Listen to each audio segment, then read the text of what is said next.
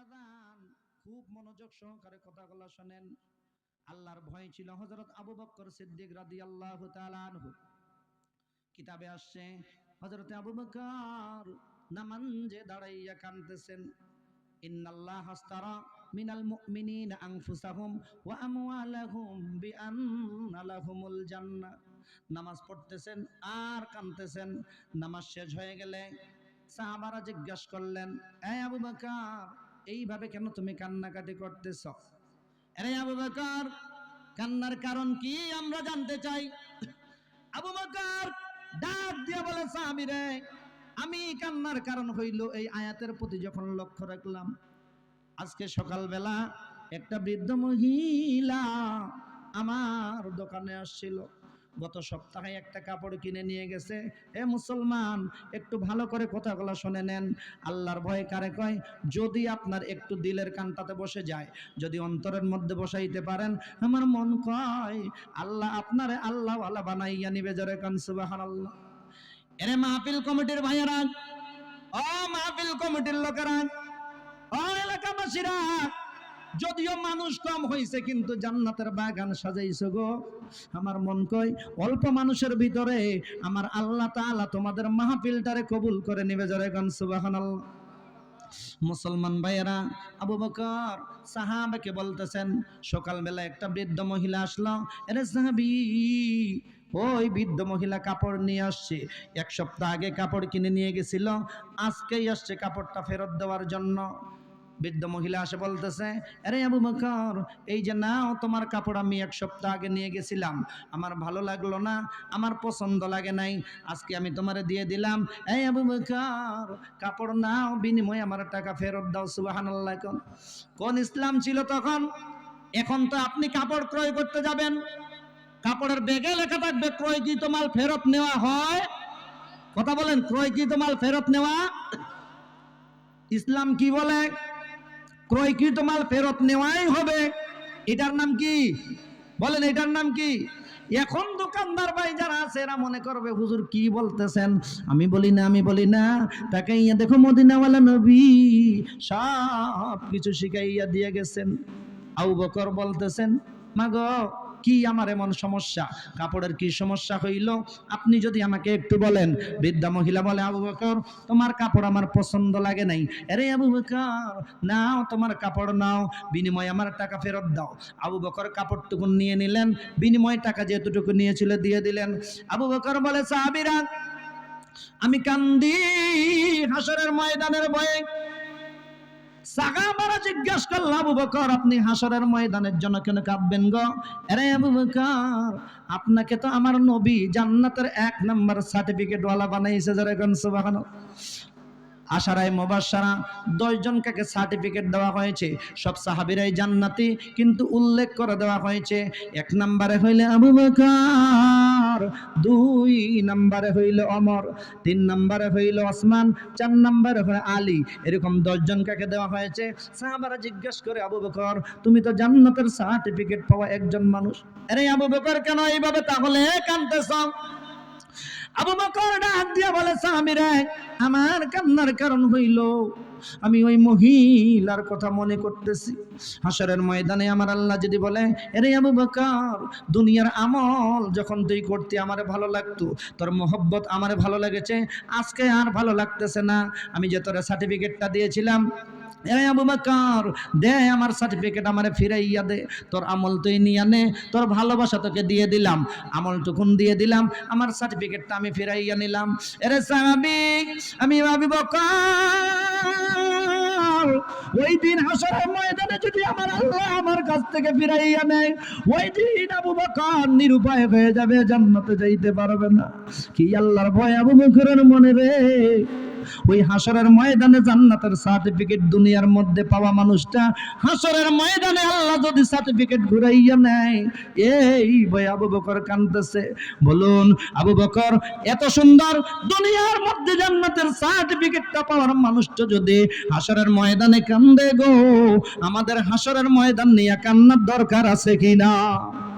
কথা বলেন, আছে কিনা? হাসরের ময়দান নিয়ে কাঁদতে হবে। কেন কাঁদবেন না? আমার নবী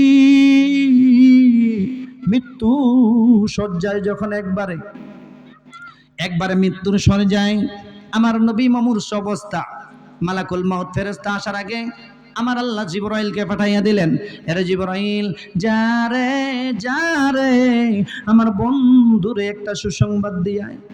আরে জিবরাইল আমার বন্ধুর কাছে যাও, আমার বন্ধুকে গিয়ে বলো আমি আল্লাহ আমার বন্ধুর দেহ মোবারকটা আমি আল্লাহর আরশের সাথে রাখতে চাই, অর্থাৎ বন্ধুর কাছে রাখতে চাই। সুবহানাল্লাহ। কোন রে মুসলমান, কোন মালিক ডাকতেছে কারে? একটাবার চিন্তা করো, তোমার বন্ধু তোমার বিপদে থাকে না?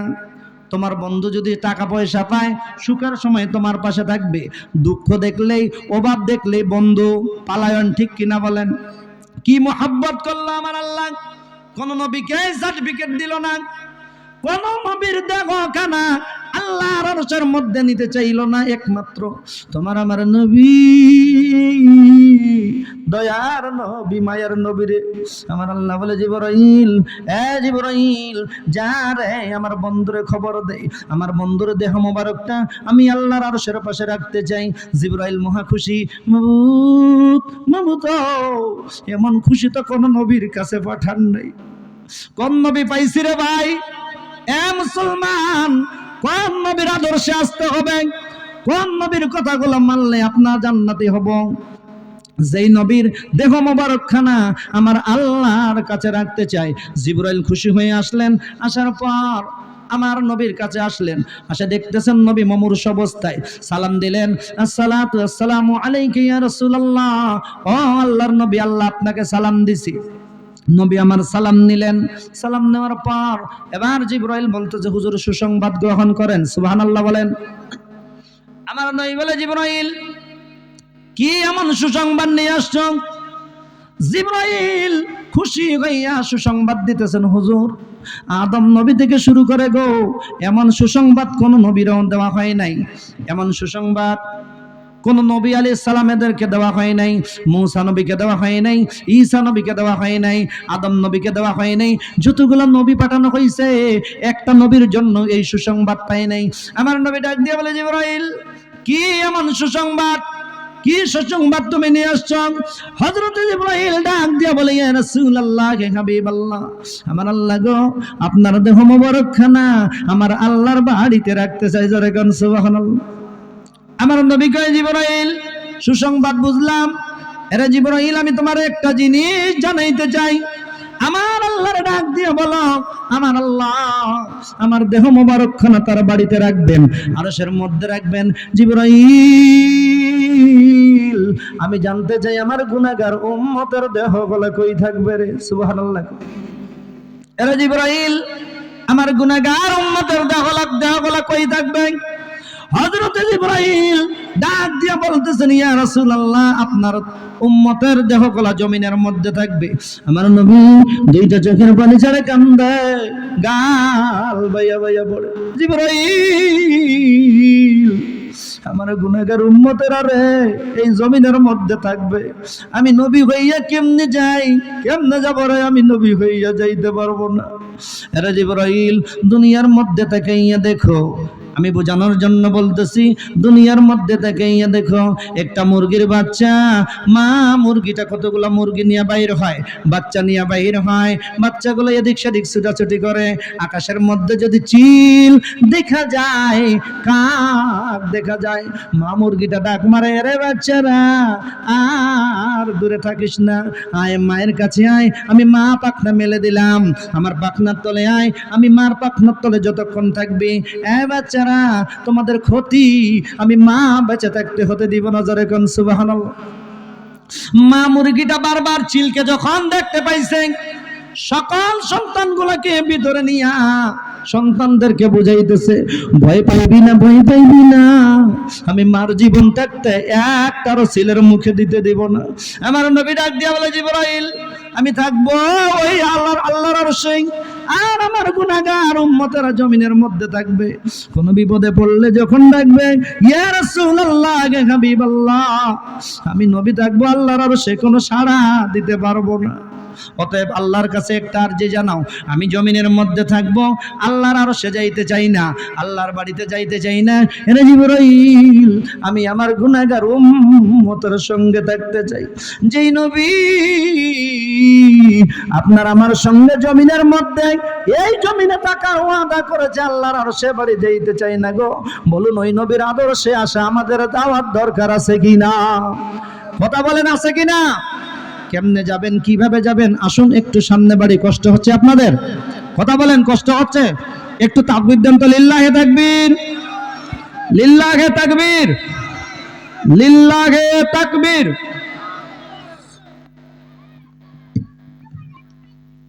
আসুন ভাইয়েরা আমার, বাবারা আমার, আমরা নবীর আদর্শে আদর্শিত হই। একটা নবীর আদর্শওয়ালা, একটা নবীর আদর্শওয়ালা একটা উম্মতের দাম কত? আমার আল্লাহ বলে, বন্ধু আপনার একটা আদর্শওয়ালা উম্মত, আমার একটা আল্লাহ বলা বান্দা দুনিয়াতে যতক্ষণ থাকবে, আমি আল্লাহ দুনিয়াটাকে ধ্বংস করে দিব না। সুবহানাল্লাহ। শুধু তাই নয় বন্ধু, আপনার উম্মত যতক্ষণ পর্যন্ত হাসরের ময়দানে থাকবে, ততক্ষণ পর্যন্ত জান্নাতের দরজা বন্ধ করা হবে না। কি মোহব্বত করলেন এরা মুসলমান! নবীর মোহব্বত পাইলে কি হয়? মুসা আলাইহিস সালাতু সালামের সময়, মুসা নবীর জামানায় একজন বড় কাট্টা কাফের, তিনি মুসা নবীর কালেমাও গ্রহণ করেন নাই, মুসা নবীর কথাও শুনতেন না, এমনকি আল্লাহর কোনো কাজও করতেন না। মুসা আলাইহিস সালাতু সালাম ওই জামানার মধ্যে একজন লোক প্রায় 200 বছর নাফরমানি করেছেন। হঠাৎ করে তিনি মারা গেলেন, সবাই তাকে চিনতে পারল। এই লোকটা আল্লাহর কাজ করত না, মুসা নবীর কাজ করত না। সকলেই মিলে পরামর্শ করলো, এই লোকটার কি করা যায়? রে ভাইজান, এই লোকটাকে আমরা কি করব? যে নামাজ পড়লো না, মনে করেন এই সময়ের কথা, যে নামাজ পড়লো না আর ওই সময়ের কথা মিলিয়ে নেন। আল্লাহর পয়গম্বর মুসা নবীর কোনো কথা শুনলো না, আল্লাহর কোনো ইবাদত করলো না। সবাই পরামর্শ করলো, এই লোকটাকে আমরা মাটি দিব না, এই লোকটাকে হেঁচড়াইয়া হেঁচড়াইয়া জঙ্গলার মধ্যে রেখে দিব। ওই সময় ওইটাই করা হয়েছিল।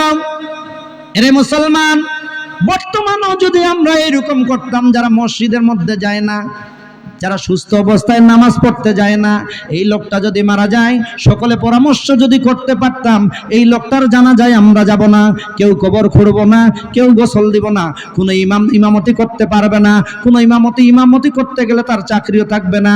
সবাই যদি একযোগ হইতাম, বলুন আমাদের মহল্লায় কি কোনো বেনামানজি থাকতো? কথা বলেন, থাকতো? পারি নাই বিদায়, ঠিক কিনা বলেন? আমরা উপরে বলি যাব না, তোর সঙ্গে কথা বলবো না, কিন্তু যখন মারা যায় আপনি আমি নিজে গিয়া শ্রদ্ধাশীল হয়ে যাই। হুজুররা ডাক দেয়, হুজুর একটু আসেন। কে ভাই, আপনি না কইলেন যাব না?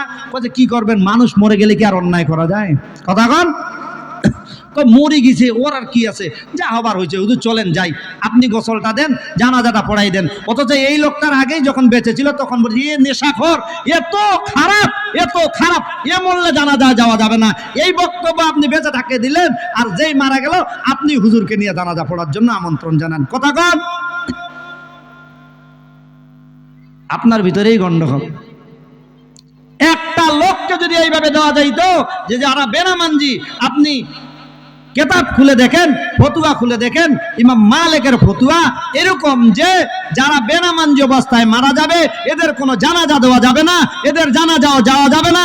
কুত্তা শ্রীগাল মরলে যেইভাবে হেঁচড়াইয়া গলার মধ্যে পায়ের মধ্যে রশি লাগাইয়া ফালাইয়া দেওয়া হয়, বেনামানজিকেও এইভাবে ফালাইয়া দেওয়া উচিত।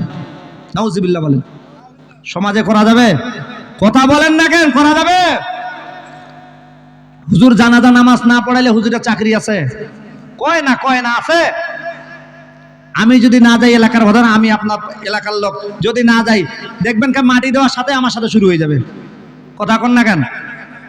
বড় মৌলবি আইছে, বড় মৌলবি আইছে, জানাজা যাবে না। তুই মরবো না? তুই কর না কেন? তুই মরবো না? সেই দিন আপনার কেউ মরবে, ওই দিন দেখা যাবে। দেখেন, হ্যাঁ হুজুর যেটা করলে ওইটার পছন্দ লাগলো না, কারণ হুজুরকে হুজুর যেদিন আপনার লোক মারা যাবে সেই দিন দেখা যাবে। হ্যাঁ, আমরাও জানাজা যাবি না, কে জানাজা করে আমরা দেখিব। আছে না এরকম লোক? মুসা নবীর সময় ওই লোকটা যখন মারা গেছে সবাই পরামর্শ করলো কি করা যাবে। সবাই পরামর্শ ক্রমে জানাজা দিবে না, হাতে পায়ে বেড়ি লাগাইছে রে, হেসড়াইয়া জঙ্গলার মধ্যে ফালাইয়া দিছে। একদিন যায় কোনো খবর নাই, 2 দিন যায় কোনো খবর নাই, 3 দিনের মাথায় আমার আল্লাহ মূসা নবীকে জানাইয়া দেয়, আরে মূসা, জঙ্গলার মধ্যে একজন আমার বন্ধু পড়ে আছে। সুবহানাল্লাহ কোন। জঙ্গলার মধ্যে একজন বন্ধু আমার পড়ে আছে। মূসা, জঙ্গলার মধ্যে যাও, আমার বন্ধুরে উঠাইয়া জানাজা করে কাফন দাফন করাইয়া মাটি দাও। মূসা বলে, আল্লাহ গো, ওই লোকটা আপনার বন্ধু আবার কেমনে হইল? সবাই চিনি 200 বছর প্রায় নাফরমানি করেছে, আমার কালেমাও শুনে নাই, আপনার ইবাদত করে নাই। ও মালিক, কেমনে আবার আপনার বন্ধু হইলে আমি জানতে চাই। মালিক গো, আমি যদি এখন একাই যাই তাহলে তো লোকেরা আমাকে ধরবে, আমার কওমের লোকেরা আমাকে খারাপ বলবে। আল্লাহ বলে, মুসা রে, বল কওমের লোকের কথা শুনবি না আমি আমার আল্লাহর কথা শুনবি, আমি মাওলার কথা শুনবি, কার হুকুমটা পালন করবি? মুসা বলে, আল্লাহ গো, আপনার কথাই আমি পালন করব। সবাইকে ডাক দিলেন, আরে লোকেরা চলো চলো, আল্লাহর বন্ধু নাকি ওইখানে পড়ে রয়েছে। লোকেরা জিজ্ঞাসা করতেছে, মুসা আমরা কেন যাব? তোমার আল্লাহকে জিজ্ঞাসা করো বন্ধু হওয়ার কারণ কি। এবার মুসা নবী আল্লাহকে জানিয়ে দিলেন, আল্লাহ গো, আমার কওমের লোকেরা জানতে চায় কেন যাবে, লোকটা তো খারাপ ছিল গো আল্লাহ, আপনি একটু আমাদেরকে জানিয়ে দেন, তাহলেই আমাদের সুবিধা হয়। আল্লাহ বলে, মুসা রে, জানলে অবাক হবি রে, জানলে অবাক হয়ে যাবি। এর মুসা তোরা দেখলি 200 বছর না ফরমানি করলাম, 200 বছর আমি আল্লাহর কথা শুনলো না, তোর কালেমা শুনলো না, কিন্তু কেউ দেখে নাই রে, আমি আল্লাহ যেইটা দেখেছি। মুসা শোন, রাত্রেবেলা ওই যুবক যখন ঘুমাইতে যাইতো, শোয়ার সময় তোমাকে যে তাওরাত কিতাবটা দিয়েছি, মুসা নবীকে তাওরাত কিতাব দেওয়া হয়েছিল, এরে মুসা, তোমাকে যে তাওরাত কিতাব দিয়েছি, তাওরাত কিতাবের মধ্যে আমার বন্ধু মুহাম্মদের নাম যতগুলো আছে, সুবহানাল্লাহ কোন। ওই যুবকটা প্রতিদিন শোয়ার আগে সমস্ত তাওরাত কিতাবের মধ্যে যত জায়গায় আমার বন্ধু মুহাম্মদের নাম লেখা আছে রে, প্রত্যেকটা জায়গায় খুঁজে খুঁজে বাইর করছে আর চুমা লাগাইছে। আরে মুসা, আমি দেখেছি আমার বন্ধুর মুহাব্বতের চুমা কত দামি। মুসা, আমি আল্লাহ মায়ার চোখে তাকাইয়া দেখলাম রে, 200 বছরের নাফরমানি একদিকে দিলাম, আমার বন্ধুর নামের চুমাটা আরেকদিকে দিলাম। আমি আল্লাহর কাছে 200 বছরের নাফরমানির চাইতে আমার বন্ধুর নামের চুমাটা আমার কাছে বেশি ভালো লাগে। আরে মুসা, 200 বছরের নাফরমানি একদিকে দেওয়ার পর আমার বন্ধুর নামের চুমাটুকুন ভালো লাগার কারণে রে, আমি আল্লাহ তাআলা তার জীবনের তামাম গুনাহগুলো মাফ করে দিছি। যেরকম সুবহানাল্লাহ। আরে দয়াল নবী প্রেমের সাহাবী আর আসবে না জগতে, গায়রে দয়াল নবী প্রেমের সাহাবী আর আসবে না জগতে। টিশাল জিন্দগি কাঁদছে বলে উম্মতি, টিশাল জিন্দগি কাঁদছে বলে উম্মতি, এখনো কান্দে শুয়ে মদিনাতে নবী, এখনো কান্দে শুয়ে মদিনাতে। দয়াল নবী প্রেমের সাহাবী আর আসবে না জগতে, হায়রে দয়াল নবী প্রেমের সাহাবী আর আসবে না জগতে। বলতেছিলাম 200 বছরের নাফরমানি করার কারণে আমার নবীর মুহাব্বত যদি আসতে পারে, 200 বছরের নাফরমান যদি মাপ পাইতে পারে রে, বলুন আমরা নবীর উম্মত হইয়া মাপ পাইতে পারে কিনা? আসলেই মাপ পাবো, সুবহানাল্লাহ বলেন। আসলেই কি পাবো? মাপ পাবো। সময় খুব কম, একটা হাদিস আমি তেলাওয়াত করেছি, সময় খুব কম। মুসলমান, 2-1টা কথা বলে আমি শেষ করে দেব ইনশাআল্লাহ। আমরা যারা এখানে আছি সবাই রে মা বাবা ইনশাআল্লাহ বেঁচে আছে? সবাই কারো কারো আছে, কারো কারো আছে, কারো কারো অনেকেরই মা বাবা কবরে গেছে, গেছে কিনা বলেন? বলেন কার কার মা আছে বেঁচে? মা যাদের মা কবরে গেছে তারা হাত দেখান তো। রাগ করিয়েন না। যাদের মা নাই তারা হাত দেখান। আরে আল্লাহু আকবার, অনেক মা হারা। যাদের বাবা নাই, আমার বাবা নাই। যাদের বাবা নাই, আমাদের বাবা নাই, কি বলেন? যাদের মা বাবা দুইটাই নেই, দেখি কার কার আছে মা বাবা দুইটাই নেই। আহা, আল্লাহ আপনাদের মা বাবা এবং আমার বাবার কবরটারে জান্নাতের বাগান বানিয়ে দেখ, বলেন আমিন। বলেন মা বাবার খেদমতের দরকার আছে না নাই? বলেন মা বাবার খেদমতের দরকার আছে না নাই? মা বাবার খেদমত করবেন। এই যুবক, আমি তোমাকে বলি, তুমি তো যুবক মানুষ, হয়তো তোমার মাথা গরম, তুমি তো জেনারেল শিক্ষিত, তোমার শিক্ষার হার হয়তো উঁচু হতে পারে, কিন্তু মা বাবার খেদমত যদি না করো, মা বাবাকে যদি কষ্ট দাও, যেই শিক্ষায় শিক্ষিত হও, সেটা আলেম হও আর জেনারেল শিক্ষায় শিক্ষিত হও, মায়ের মনে আঘাত দিছো তো জান্নাত হারিয়ে গেছে। মা বাবার খেদমত করে বলুন জান্নাত পাওয়া যায় কিনা? বলুন জান্নাত পাওয়া যায় কিনা? মুসা নবীর সময় আরেকটা কথা বলে শেষ করে দিচ্ছি, ভালো করে শুনেন। মুসা নবীর সময় আল্লাহর নবী মুসা একদিন আল্লাহরে জিজ্ঞাসা করলো, মালিক গো, আমি আপনার কাছে জানতে চাই, ও মালিক, আমি যে জান্নাতে যদি আপনি আমারে দেন, তাহলে বলুন আমার সঙ্গে কে থাকবে? আল্লাহ বলে, মুসা, তোমাকে যখন জান্নাত দিব, তোমার সঙ্গে কোনো পয়গাম্বর থাকবে না, তোমার সঙ্গে এমন কোনো আল্লাহওয়ালা থাকবে না। আরে মুসা, আমি আল্লাহর কাছে জেনে নাও, তোমার সঙ্গে থাকবে অমুক এলাকার মধ্যে একটা গরু গোশত বিক্রি করা কসাইছেন। সুবহানাল্লাহ। মুসা নবীকে আল্লাহ কি ব্যাপার পয়গাম্বর বললেন না, একজন কসাইকে কেন বললেন? আমার আল্লাহ ডাক দিয়ে বলে, মুসা কেন বললাম, এই কেন তোমাকে জানার জন্য বলতেছি, তার কাছে যাও। মুসা নবী অর্ডার পাইয়া, এ মুসলমান এইদিকে লক্ষ্য করেন, মুসা নবী অর্ডার পাইয়া মা বাবার খেদমত করলে কি হয়? সরাসরি জান্নাত পাওয়া যায়। যারা কান সুবহানাল্লাহ। আমি বলি নাই, আমার মালিক জানাইয়া দিছে রে বাবা, ওয়াকাদা রাব্বুকা আল্লা তা'বুদু ইল্লা ইয়াহু ওয়া বিল ওয়ালিদাইনি ইহসানা। আল্লাহ বলে, বান্দা, আমার ইবাদতের পরে, আমি আল্লাহর ইবাদতের পরে তোমার পিতা মাতার সাথে সদাচরণ করো। সুবহানাল্লাহ বলেন। মুসা নবী অর্ডার পেয়ে চলে গেলেন ওই এলাকার মধ্যে।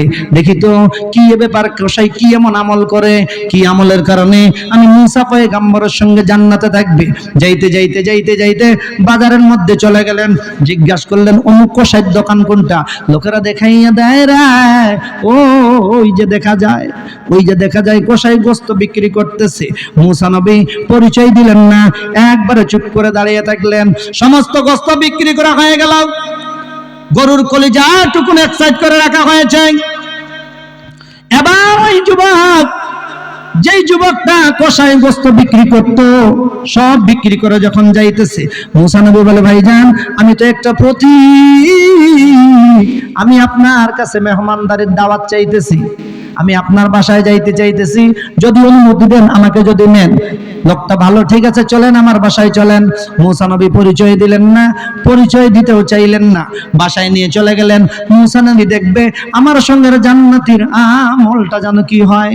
চলে গেলেন বাসার মধ্যে, তাকাইয়া দেখতেছেন যুবক যেই ঘরের মধ্যে গেলেন, ওই ঘরে তার একজন বৃদ্ধ মা একবারে বিছানার মধ্যে শুয়ে রয়েছে। এরে যুবক, আমি জানি না কার জানি মা নাই। ও বৃদ্ধ বাবারা, আমার জানা নাই কার জানি মা কবরে গেছে, কার জানি মা নেই গো, কার জানি বাবা। তোমরা যারা আজকে মাহফিল সাজাইছো, ও এলাকাবাসীরা, এত সুন্দর মা বাবার জন্য, এত সুন্দর কথাগুলো শোনার জন্য জান্নাতের বাগান সাজাইছো। আজকে যাদের মা নাই তারা এই কথাগুলো শুনবে। সবাইকে বলতেছি, মা বাবার জন্য সামান্য একটু চোখের পানি যদি ফলাইতে পারেন, আমার আল্লাহ আপনার মা বাবার কবরটারে জান্নাতের বাগান বানাইয়া দেবে। এর মুসলমান, দিলের কান লাগাইয়া শুনেন, হযরত মুসা আলাইহিস সালাতু ওয়াস সালাম দৃশ্য দেখতেছেন। যুবক বৃদ্ধা মার কাছে চলে গেলেন, মা একটা খাটের মধ্যে, খুঁটার মধ্যে শুয়ে আছে। মার কাছে যাইয়া রে, নিজের হাতে মায়ের মহিলা পরিষ্কার করেছে। এখনকার জামানার যুবকেরা মা যদি কোনো কথা বলে, ডাইরেক্ট বলে পারবো না, বিবিরা পাইয়া বৃদ্ধ মাকে পর্যন্ত বাদ দেয় না, বিবিরা পাইয়া বৃদ্ধ বাবাকেও পর্যন্ত বাদ দেয় না। কয়েকদিন আগে সোশ্যাল মিডিয়ায় দেখা গেল, এই তো কলকাতার মনে হয় ঘটনা, একজন যুবক রাত্রবেলা বিবির কথা শুনে মাকে শীতের দিনে বাইরে ফালাইয়া রাখছে। শীতের কনকনের দিন, মা কিছুই বলতে পারে না বৃদ্ধ মহিলা। হঠাৎ করে এলাকার লোকেরা এসে দেখতে পাইয়া খুব আফসোস করলো। ভিডিওর মধ্যে দেখা যাচ্ছে, এবার যুবকটাকে ডাকা হইল, এই যুবক কি ব্যাপার, তোমার মা ওইখানে কেন? কিছু কয় না। কি ব্যাপার, মা ওইখানে কেন? বিবি বাইরে আসলো। বিবিটা একটু অন্যরকম, আছে না আমাদের বিবি? স্বামীর থেকে বেশি, কম কম স্বামীর থেকে বেশি নাই? বউ নাই আপনাদের এরকম? স্বামীর থেকে বেশি নাই? তো এই বিবির মতো ওই লোকটা, বিবিটা আসে বলতেছে, আমার শাশুড়ি আমার মুখে মুখে কথা কয়, এই জন্য বাইর করে দিছে। নাউজুবিল্লাহ। এলাকার লোকেরা ধরে দুই একটা পিটনও দিল, আবার মাকে ঢুকাই দিল, বলে সামনে যদি কোনোদিন হয় আইনের আশ্রয় নিয়ে তোমাকে জেলের ভাত খাওয়াবো। সুবহানাল্লাহ। কোন মা নাই, মা যাদের কবরে চলে গেছে, যাদের বাবা নাই, যাদের বাবা কবরে চলে গেছে, বলুন আপনার বাবা জান্নাতে থাক, আপনার মা জান্নাতে থাক, আমরা সবাই চাই কি চাই না? কথা বলেন, চাই কি চাই না? যারা চাই আমার মা জান্নাতে থাক, বাবা জান্নাতে থাক, তারা আল্লাহর দুইটা হাত দেখাই দেখাই, ও মালিক আমাদের হাতগুলো দেখো গো আল্লাহ। এই মানুষগুলো আমি গুনাহগারের সঙ্গে হাত বাড়াইছি, উপরে হাত নামান আল্লাহ গো। এই সকলের যাদের মা নাই, বাবা নাই, এই লোকগুলার মা বাবারে আপনি জান্নাতি করে দেন, জোরে কোন আমিন। আচ্ছা, মা বাবা, আল্লাহ রাসূল সাল্লাল্লাহু আলাইহি সাল্লাম বললেন, আস-সাদকাতু তারুদ্দুল বালা, সাদকা, দান সদকা মানুষের জন্য বিপদ আপদ কাটিয়ে দেয়। বলুন আপনার মা যদি কবরে বিপদ, মা যদি জাহান্নামে থাকে, এটা কি বিপদ কিনা? কথা বলেন, বিপদ কিনা? বাবা আপনার জন্য সারা জীবন পরিশ্রম করলো, সমস্ত সম্পদ দিয়া গেল, সেটাও না পারলে জন্ম। কথা বলেন, মা বাবা ছাড়া কে কে আইছেন এখানে? আছেন এমন? কথা বলেন, আছেন? মা বাবা ছাড়া নাই তো? তাহলে আমরা মা অথবা মা বাবার ওরসে আমরা আসছি। কি বলেন? যদি মা, আপনি যদি চান আপনার মা জান্নাতে থাক, আপনি যদি চান আপনার বাবা জান্নাতে থাক,